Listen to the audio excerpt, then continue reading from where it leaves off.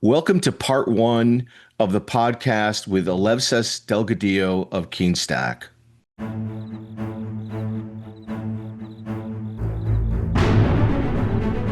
Welcome to the Risk Never Sleeps podcast, in which we learn about the people that are on the front lines delivering and protecting patient care. I'm Ed Gaudet, the host of our program, and today joining us is Elevsis Delgadillo. Did I get that right? You got it right. It's a Okay, we yeah. practiced beforehand, so and we talked about your name. So tell listeners a little bit about yourself and your current role in your organization. I work for an organization called KeenStack. We're a pure play ServiceNow integrator. We're also a reseller. But I kind of came to this role after about 14 years in healthcare, where I started off with Blue Cross Blue Shield of Arizona and the digital product space, and then moved over to Banner Health, where I spent about 10 years. I ran a lot of the digital platform technology. So that included things like Salesforce, ServiceNow, cloud platform engineering, and even document management. So I had a whole, I was kind of like I hate saying it, but like it was the junkyard of apps, I guess you could say, a little bit of How about everything. a Swiss Army knife? Swiss Swiss Army. Army knife. Yeah, that's a much better way to frame it. But after that, I did a good job cleaning that space up. I got promoted to the VP of Infrastructure and Mhm. Operations, and really kind of gained a much broader perspective of, again, working on applications is one thing, but then going over to the infrastructure side was a completely different ball of wax. And so that's kind of where I kind of had an opportunity to join a startup. It was a really tough decision for me, and so kind of came over into KeenStack about 7 months ago. And I'll tell you, startup life is tough. It's not for everyone, is it? It's a lot of work. All right. I Let's unpack that. Let's first start with you didn't mention this, but you also spent a couple of years in finance, and I'm interested in that transition from finance into healthcare. You know what? That was one of the things that I think really differentiated me once I crossed over into IT, because I had a really weird career arc and where I actually am a marketing major. And I spent the first part of my career in financial services and marketing, sending people, those mailers for 0% on credit cards and a lot of other portfolio stuff. But I learned a lot about data. I learned a lot about the business. And I actually came from the business and I consumed services from our product and technology teams. And so when I came over into the IT side of the house, my perspective was really entirely around what is it that the business demands and needs from an IT organization. And my Hmm. entire paradigm was, how do I deliver the type of technology organization that actually benefits the business, not just a group of people that think tech is cool and kind of does the tail wagging the dog kind of thing. Um, it even got worse in infrastructure in the sense that it was like, what is it? Because there's a lot of cool tech there, but Yeah. what is it that the business really needs from an infrastructure organization? And I think that really helped me bring a very different paradigm into those areas that I really I think I benefited from, but also I think the enterprises that I work for benefited from Mm. as well. Yeah, and I think once you get into so like you, I spent a lot of years outside of healthcare before going into healthcare, and one of the things I noticed, which I love about healthcare, which is why I probably will never leave healthcare, is that shared mission. Can you talk about that? When you say the shared mission, as in, Yeah, um, just in terms of, I feel like in healthcare, we all know patients or have been a patient, so we really can empathize with the mission of healthcare at a oh yeah, level that's visceral. Whereas in finance and oil and yeah, gas and other yeah. industries, you really can't make that connection, right? Well, yeah. So for me, it's probably even more visceral in that one of the main reasons that I shifted out of financial services into healthcare is, I had a son that my was diagnosed well at 18 weeks. He was missing a left ventricle. It's called a Wow. hypoplastic left heart syndrome. And so what happened was we kind of got thrust into the healthcare, space super aggressively. And after he had had a heart transplant, had a stroke, had a bunch of issues, we were just kind of like, kind of spinning, kind of saying, "Oh, wow, like what a nightmare navigating all through all of the appointments and the physicians." And again, we're an extreme example, but I think that helped like codify in my mind where I really wanted to take a shift. Maybe I can make a difference. And it was in the technology side. I'm not going to be I'm not a cardiologist or a neurologist, but I did feel that technology played a role in how I consumed healthcare services, and I felt like it was an area where I wanted to kind of jump into. So for me, and as you mentioned, right, there is it's very it's a visceral type of thing for me. It's personal. It's personal, absolutely, and so I think that was a big shift in my overall like life and existence, I guess you could say. Yeah, no, it's personal, and I think that's what's unique about healthcare. You carry that with you, and because healthcare doesn't necessarily pay the top percentile of all in all the roles, right? So, but what you get out of it, I actually is exponential to believe what you put into it, and the more you put into it, obviously, the more you take out of it. And the relationships you build too are different.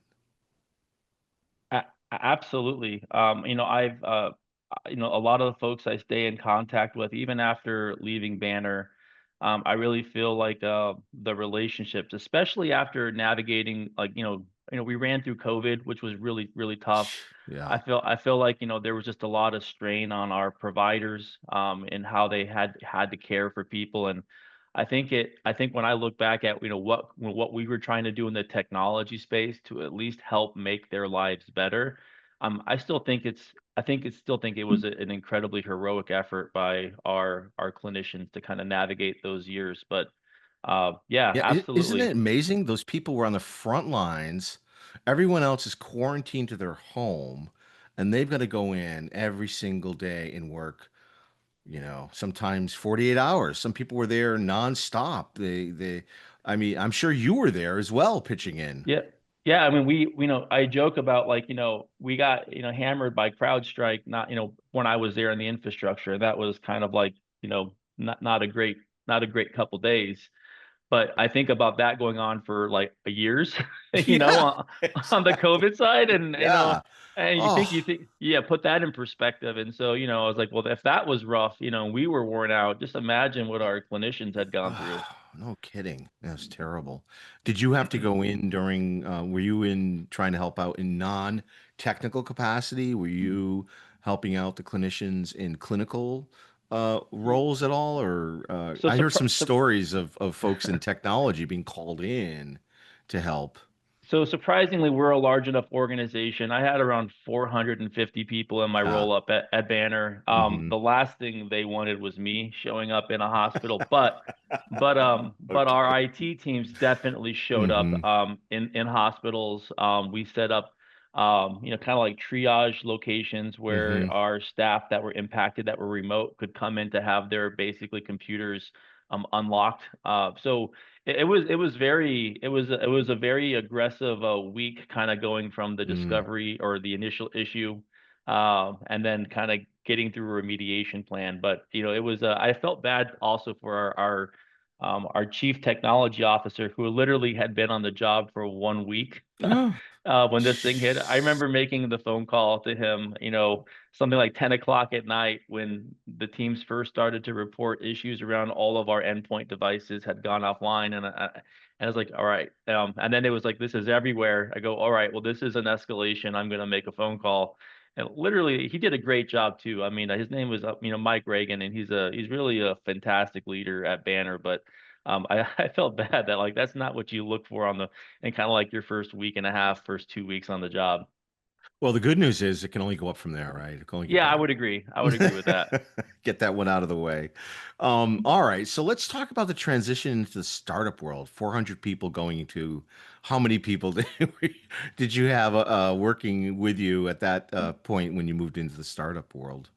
Yeah, so for me, I went from well, I was employee number three on the startup. Okay. So Wow. Okay. it was I went back to initially an individual contributor, and I have responsibility for the customer success organization, which Mm-hmm. includes sales, which is, again, has been an interesting experience for me as well. But Mm, the thing that I really appreciated about it is those that having that business facing experience that I took from financial services and kind of the last, I'm going to say 14, 15 years of technology experience, really spanning applications and infrastructure. It really, and again, I had the ServiceNow platform.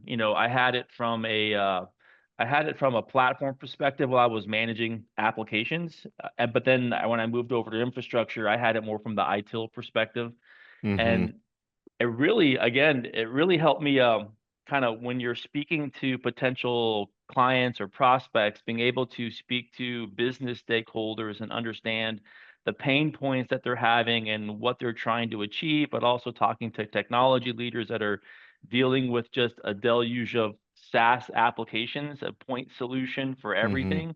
You can really try to balance out, what it is that they're looking for or the problem they're trying to solve, and trying to look at how, what the technology might look like in a way that doesn't continue to diversify their app portfolios, diversify their skill sets.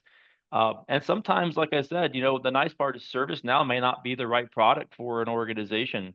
And I think for me, it would be disingenuous to say anything other than that, and mm-hmm. I think that's when we say, well, you know what, we're happy to help you in the future if you have questions, but we can move along. And I think that's part of having been an operator for so long, that it kind of gives you that kind of understanding that you're not just selling something, you're really Yeah. trying to help produce the outcome that they're looking for. I love that. That outcome-based approach is always the best approach. And get that alignment with your customer in a way that sets up that criteria that holds everybody accountable, including your customer. What are some of the learnings when you moved into this role, based on what your perception was of a startup and what your perception was of selling? Because there's a tension between, right? I see it all the time with these CISOs and CIOs will on LinkedIn post like this BDR sent me this message. I mean, it's a tough job to be a BDR and a salesperson, and I get some of these folks are just uber aggressive, right? But Yeah. I just, it's a tough role when you're in their shoes. You realize. So what have you learned? What do you take away from that? What advice could you give to people that are selling into healthcare? Well, I think it was number one, incredibly eye-opening to put the shoe on the other foot, because I had been, on the receiving end of so much sales Mm-hmm. activity. I ran a pretty massive operating budget in capital. I mean, I think Mm-hmm. I don't think I want to say it on the call, but I had a large operating budget, Yeah. large capital budget that I ran.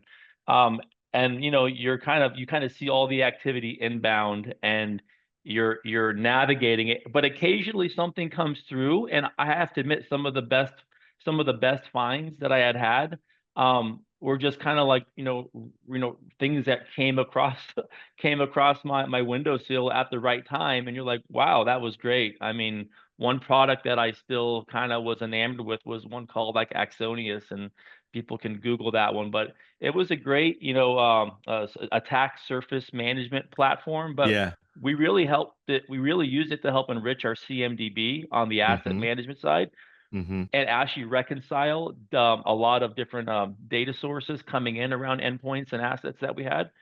Incredibly valuable. But anyway, the point being, though, the shoe on the other foot, especially coming out of a VP job where no one really tells you the truth because you're just like the VP. Coming That's over, right. coming over into sales, it is definitely a harsh reality that not everyone wants to talk to you. You know No. what I mean? So that was Uh, really the most eye-opening, and I don't think I don't think my ego had gotten out of control while I was yeah.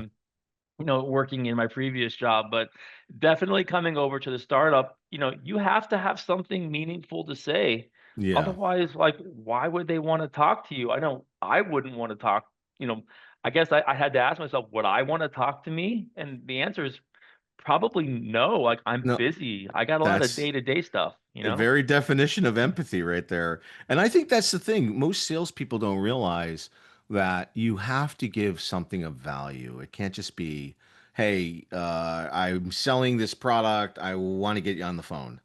And if it's a transactional event, no one's gonna respond. You, you know what's hard in that regard though is that sometimes, leadership, senior directors, VPs, you don't always get a chance to see what you're missing because you're so caught up in dealing with, maybe it's the politics of what you're trying to accomplish, you're Yeah. dealing with personnel, you're dealing with all of these day-to-day issues, and you're not necessarily always having the ability to kind of look forward and seeing, like, what am I missing? Where are the real pain points in my organization? Because to be honest, you're not always talking to the business, asking Mm, them where they're struggling to actually get through their day. I mean, you just take simple things like physician onboarding in healthcare. I mean, the time it takes to not only recruit a physician, onboard them, provision all their access, give them everything that they need in order to become productive, build their schedule. It is an incredibly time intensive process, and these are high value assets. I mean, these are not, things that are inexpensive to bring into your organization. But it's such a fragmented between that. You think of like what the credentialing teams go through, what the HR teams go through, what the IT team.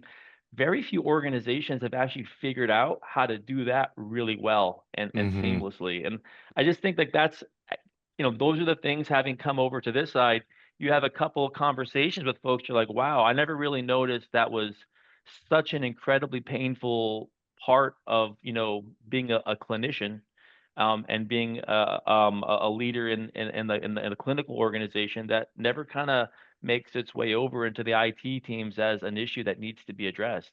Oh, interesting. You get this interesting perspective that in some ways you were isolated or protected against because you had people specialized in these areas across your organization, across the health system.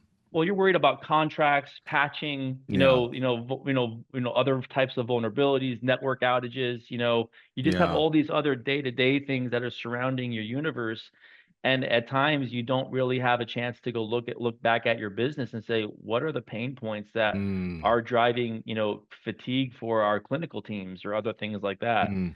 Um, yeah, Yeah, and so it's been. there might be innovation out there that again is available only through a startup, and you'll never get access to it because you're filtering, if you will, these things. So how do you find those And opportunities? sometimes it's listening, sometimes it's reading that email with the cheesy subject line, and saying, but like Exactly. Yeah, no, you're right. Well, sometimes that's where mm, the starting point is, and I think that's mm, good for leaders to kind of yeah. occasionally peruse through that material and kind of decide whether there's anything to be thoughtful about in any of that. There's also, yeah, and there's no, that's really insightful. And I think there's always opportunities to leverage technology in ways that can help you through that process as well. Certainly today with AI, you have much more of a, you have an information or an innovation scout at your fingertips, right? You can go ahead and you can query Chat or Perplexity or Claude or whatever you use and instantly get smart on a particular topic, area, vendor, whatever. Yeah, I mean, I think I'm wondering what like Gartner and Forrester are doing right now, because I think they. you and I are the only two asking that question. I've been thinking about that too. They've got to be like, what our business model is threatened. I love Gartner and I love Forrester, and it's like, what are they going to do? I think that they have to figure out how to, I mean, make their content not just more accessible, but again, I used to use Gartner prolifically, especially as I was trying to drive into things like a SASE and again, like, so that's secure access service edge, because I was really trying to understand like cost profiles around, do you need to run multiple Metro E circuits out of a hospital, or can you get away with a SD-WAN and running a DIA and a Metro E to help reduce costs? Those were like, because again, it was all about how do you become more efficient but produce the same type of outcomes, because what the healthcare systems need from their IT organizations, in my opinion, is they need the dollars to go drive innovation to solve patient care issues. As long as we can ensure reliability on the infrastructure side, $1 that we don't spend there is a dollar that can be used to save a patient or provide better care or bring in better physicians. So um, from that regard, I used to use Gartner all the time, but I slowly started to see myself drift more into like the Chat GPT space, and things along those lines, because I felt like it brought the content forward without the extensive investment of pulling maybe 10, 15 different articles, chewing through them, and then trying to source an outcome, or trying to paint a picture. I could normally get to that state a little bit faster on like an AI platform, but then I would always go back to the documentation that had Gartner to help cite specific pieces that I need. But it was I really started to drift further and further away from that, further and further away from that as time went on. I think that's really interesting. And I think also Gartner's model is one of siloed specialization, right? They purposely structure all of these topics into these silos. And they, if I'm talking to someone about, let's just say risk management, and I want really a holistic view of risk Yeah. management, I have to talk to like 15 analysts Oh to yeah. get that perspective. Um, And they gatekeep their content as they well, in the they sense that you do, can't you yeah, can't yeah, cross over yeah. certain boundaries without having paywalls that you have to navigate across. But the one thing I do feel bad about for Gartner is I can only imagine how much Gartner content is in OpenAI, right? Oh, And well, Chat G. there's, Like, I yeah, mean, don't people get are me putting it wrong. in there. Oh my People are God, putting, yeah. yeah. Yeah, yeah, I mean, Oh uh, man, that's it, so it it true. it learns if you aren't toggling the configurations in there, saying I don't allow you to learn from my content, which I presume a lot of people are not They don't doing. know, right? They don't Exactly. know because they're not looking. I Yeah. would suspect that a lot of the answers that I'm getting to my questions probably came from Forrester and Gartner Oh, articles that someone paid $30,000 for, but they that's know that's that's the crazy. So they're gonna have to change from that that model to, I think, what adding sort of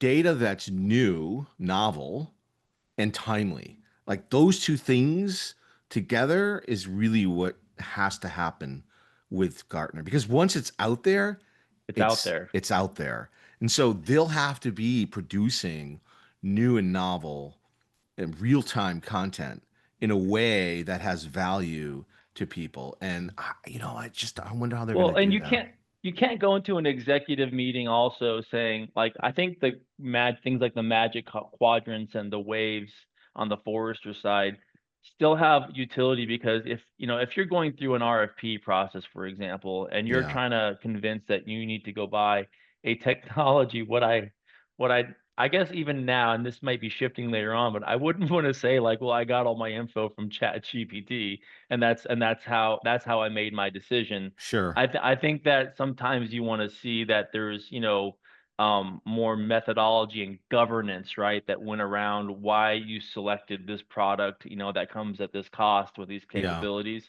I think there's a degree of trust. I don't know that it stays that way forever, but at least for right now, you'd want to know that, and that's why I was saying is I saw myself using Chat GPT and OpenAI to kind of frame out the concept a little bit more upfront, but then you could use those other products as like the backstop, to help yeah. validate, and bring citations to bear. But it's not cheap. Those subscriptions aren't cheap. So all of a sudden now it becomes a financial conversation about the sourcing of relevancy and the cost of that, right? Yeah, it's a business decision, like It, like every like every cybersecurity, decision that Investment. gets that gets made, Yeah. it's never like it was never, hey, Mm. I'm not telling you got to do this, but I'm making you aware of the Yeah. risk, and there's risk associated with kind of proceeding without kind of Yeah. doing this or that from a Yeah. cyber standpoint. All right, Alexis. So we've been talking for about a half hour, and usually this part of the podcast goes for like 5 minutes. So, so we might have to break this up into a part one, part two.